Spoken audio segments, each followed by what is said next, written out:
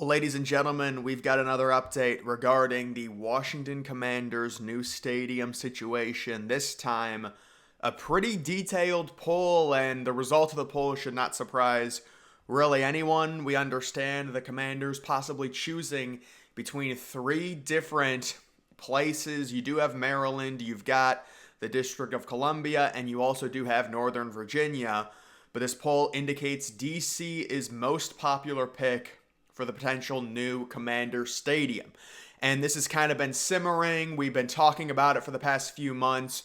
With the full go-ahead to demolish the RFK site, the stadium, completely clear that area, there's been some dialogue and some momentum around that site being picked for the potential new Commander Stadium, a stadium that I would expect, and this is just my speculation because the new ownership group has not revealed anything, but I would expect it to be quite possibly a translucent roof stadium. That's what the last ownership wanted. That's what it kind of is the big thing right now in the NFL. Maybe they go with something different though, because I know teams are trying to, possibly start doing things differently. A lot of the fans are catching on to how generic these stadiums look, so we will see.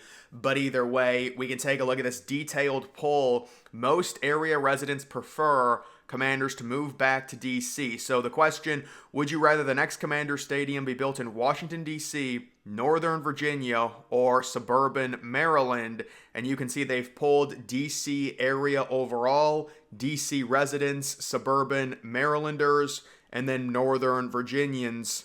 And you can see overall it looks like 51% want the team in DC. Obviously, DC residents at 76%, but even people in Maryland saying their number one choice would be DC, and same thing with Virginia.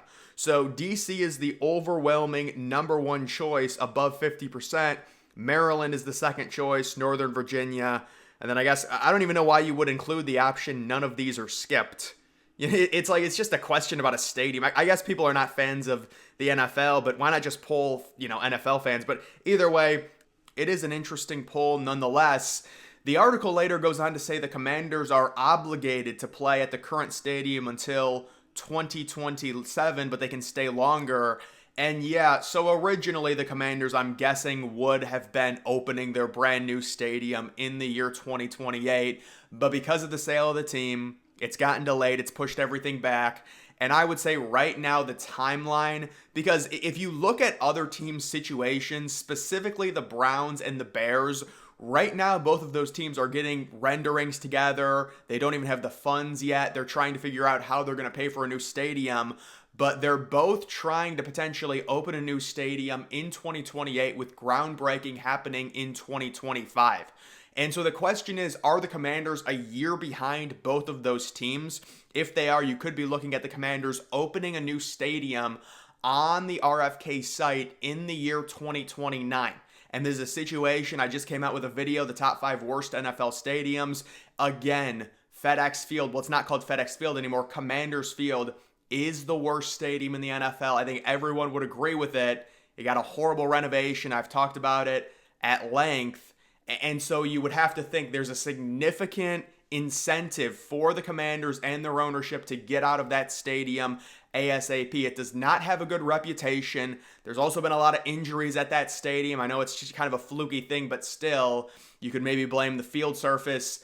Either way, I do think they're trying to get out of that stadium, even with their little renovation, which is around $75 million, and all it really does is improve the suites and kind of more luxury seating. They, I'm sure, are trying to get out of that stadium, and I would imagine the timeline right now could be a potential opening of the new stadium in 2029. The latest you would think would be 2030, and I also talked about possibly somebody holding up this process, possibly delaying the Commanders' chances of building a new stadium at RFK Stadium because he wanted the team to change the name back to Redskins. I do think the Commanders will very likely be going through another rebranding, considering the first one was really rushed. They changed the name originally to just Washington Football Team, and then they got an official branding with the Commanders, but no one really likes it. Now they got the new ownership. I do think they'll be changing it again, possibly before they go into the new stadium. So when they go into the new stadium, they've already got the new name, they've already got the new logo. Right now, their logo is just a W. It kind of reminds me of when the Cleveland Indians were phasing out Chief Wahoo, they changed their logo to a block C.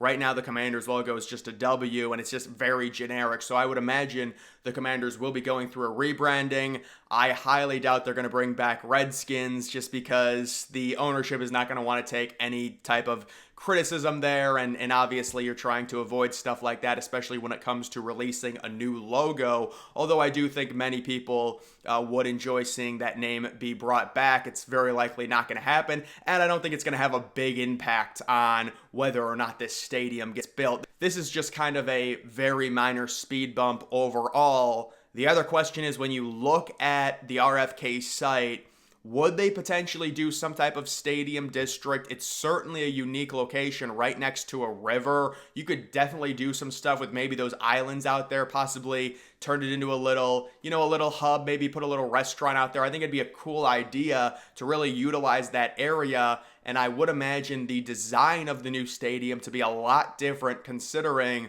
the location, the District of Columbia, the amount of public transportation that's going to be available. Sure, there's going to be some parking, but we know the way the stadium would be designed. They might decide to put the stadium up against the water, so there's more room in and around the stadium for like a district, for restaurants, for a social hub is really kind of what they're calling it, and that's kind of the modern thing that they're doing. So I don't know when we'll actually get renderings on this new stadium. Maybe they'll do a thing where they show 3 different renderings at the 3 different sites, and possibly that beckons in some type of bidding war between all of the, Virginia, Maryland, and DC. But right now, obviously, DC is the fan favorite. That's where a lot of the Commanders fans want the new stadium to be, and it's not surprising considering right now the stadium in Landover, Maryland, these are the Washington Commanders, Washington, D.C. They're going to want the stadium located within, their city or the District of Columbia.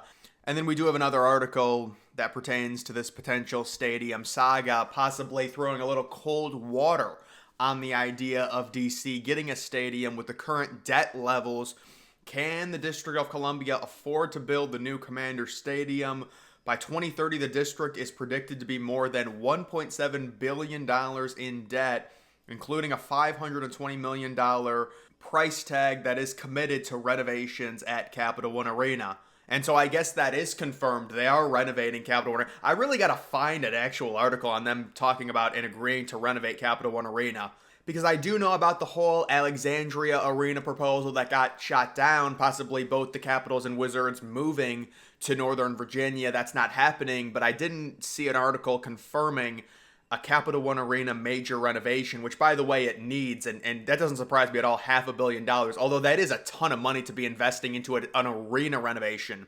A stadium renovation, $500 million, you can understand, but this could be a problem to where it depends how much money Josh Harris wants in terms of being paid by the taxpayers versus private. If he wants to pay for 70-80%, it probably isn't an issue. It's probably more lucrative for him to have the stadium within DC at the RFK site, but it just depends. If he wants a lot of taxpayer money, it could be a problem in terms of getting that from DC based on their current situation, already committing money for the Capital One Arena renovation and being in debt. You could possibly be looking at Northern Virginia offering a better deal, maybe Maryland. It just depends how much money does the ownership want to pay, and do they view it more so as an investment if they're able to put up a surrounding hub that theoretically could pay for itself better than if you put a stadium in a suburb in Maryland or in Northern Virginia, kind of in an out-of-the-way place. So there's a lot to take into account. The article later goes on to mention the Jaguars paying $775 million towards their renovation. The Bears talking about possibly, public money being around $2.2 billion. It could be a lot. We're just going to have to see when it comes to what this ownership wants, what they ask for in terms of negotiations, because it tends to be kind of a mixed bag with these owners, but more likely than not, they're probably going to want some type of 50-50 split. That's the standard going rate. Although we have seen scenarios where the ownership and the private money, they get enough investment to where they fully cover the stadium. We've seen it happen in Inglewood, California, but it is very rare. Either way, guys, that is going to do it for this video. Make sure you follow me on X. Link to that's always in the description.